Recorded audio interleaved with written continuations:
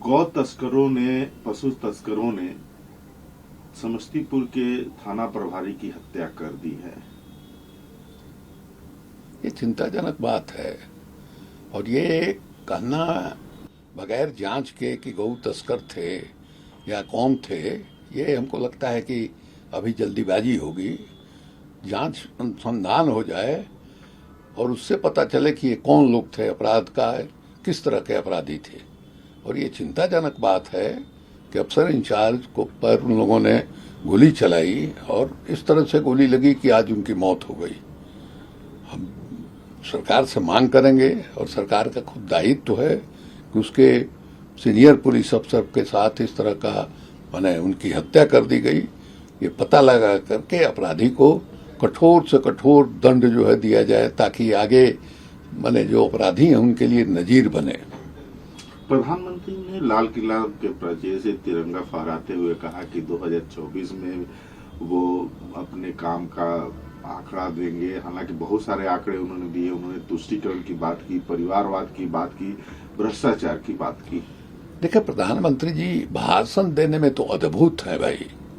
आप देखिए कि अभी मैंने लोकसभा का सेशन चल रहा था, विश्वास का प्रस्ताव आया, कितना लंबा उन्होंने भाषण दिया और आज भी उसी तरह से लंबा भाषण दिया और मोटा मोटी उसी तरह की बात कही जो उन्होंने लोकसभा में कहा था। अब ये भ्रष्टाचार की बात करते हैं तो हंसी भी आती है। एकदम साफ दिखाई दिया, कम से कम अजीत पवार के मामले में तो स्पष्ट हो गया। खुद प्रधानमंत्री जी ने कहा कि 70,000 करोड़ रुपया का हेराफेरी किए, हम छोड़ेंगे नहीं, और उसी को आप डिप्टी चीफ मिनिस्टर बना रहे हैं। और उसके बाद भ्रष्टाचार के बारे में बात करने में आपको शर्म भी नहीं आती है, संकोच भी नहीं होता है। तो प्रधानमंत्री जी इस तरह की बात करते हैं भ्रष्टाचार के बारे में तो हंसी आती है। इनके लिए मैंने इनके पास जो चला गया, जिसका नाम ले रहे हैं, प्रमाणित है कि हाँ साहब ये आदमी भ्रष्टाचारी है, इनके यहाँ जाता है सदाचारी हो जाता है, कोई कार्रवाई नहीं होती है। और अनेकों उदाहरण है। अजीत पवार का मामला चूंकि ताजा है इसलिए हमने उसको उद्धृत किया, उसको कोट किया, लेकिन एक नहीं अनेकों इस तरह के मामले। जहां तक परिवारवाद और इसका मामला है, परिवारवाद है जनता डिसाइड करेगी ना भाई, जनता डिसाइड करेगी। मान लीजिए हमारे यहाँ तेजस्वी यादव हैं, तेजस्वी यादव जो है पहली दफा जीते तो मान लीजिए कि लालू यादव के प्रभाव से जीते होंगे, लेकिन वो तो दूसरी दफा जीते। माने हर बार लालू यादव के प्रभाव से वहां की जनता इनको चुनाव नहीं जितवा रही है, बल्कि एज ए विधायक उनकी जो भूमिका है, अपने क्षेत्र के लोगों की जो सेवा उन्होंने की है या अपना काम किया है, उसके एवज में जनता उनको भेंट तो करके जिताती है। उसी तरह से मान लीजिए राहुल गांधी का मामला है, उनका निशाना जो है राहुल गांधी पर ही है और वो बेचैन है। राहुल गांधी की छवि जिस ढंग से मैंने उन लोगों ने एक समय में पप्पू पप्पू कह के जो किया था, उसके उलट एक गंभीर राजनेता की छवि जो है बनती हुई दिखाई दे रही है। और लोगों का मानना है कि राहुल गांधी ही मैंने नरेंद्र मोदी को चुनौती देने वाले नेता हैं। तो ये घबराहट है, इंडिया नाम से गठबंधन का बनना, राहुल गांधी का एक गंभीर राजनेता के रूप में इमर्ज करना, ये इससे बेचैनी है। उस बेचैनी का इजहार जो है उन्होंने साफ साफ कहा। देश को तीसरा अर्थव्यवस्था बनाने वाले हैं। अरे प्रति व्यक्ति आमदनी जो है उन देशों से जिनको आप तीसरा, दूसरा और चौथा बना रहे हैं और हिंदुस्तान का क्या है, ये तुलना कीजिए, कहीं ठहरता नहीं है। इकोनॉमी तीसरा और चौथा होने से अगर देश की गरीबी दूर हो जाए, देश में समृद्धि हो जाए, तो एक बात समझ में आती है। आप इंग्लैंड से ही अपने आप को तुलना करते हैं कि उनसे हमारी अर्थव्यवस्था जो है बड़ी हो गई, लेकिन वहां प्रति व्यक्ति आमदनी देखिए और आप उस मामले में कहाँ खड़े हैं ये देखिए।